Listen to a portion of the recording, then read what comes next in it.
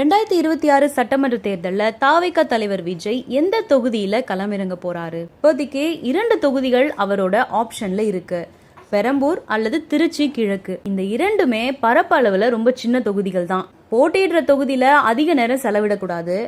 அதே சமயம் மாநிலம் முழுவதும் சூறாவளி பிரச்சாரம் செய்யணும் அப்படிங்கறதா விஜய் முன்னிலைப்படுத்துறாரு. பிப்ரவரி மாசம் 22 நடந்த கூட்டத்துல தேர்தல் மேலாண்மை செயலாளர் ஆதவ் அர்ஜுனா விஜய் பெரம்பூர்ல போட்டிடணும் அப்படிங்கறத தீர்மானம் கொண்டு வந்து நிறைவேற்றினாரு. தொண்டர்களும் இதையே வலியுறுத்தினாங்க. அதே சமயம் திருச்சியில போட்டியிட்டா அது மாநிலத்தோட மைய பகுதியா இருக்கும் அப்படிங்கறதுனால அந்த தொகுதியையும் தீவிர பரிசீலனையில வச்சிருக்காங்க. ஆனா இப்ப திடீர்னு பெரம்பூர்ல நேத்து கட்சி அலுவலகத்துக்கான பூமி பூஜை போடப்பட்டிருக்கு.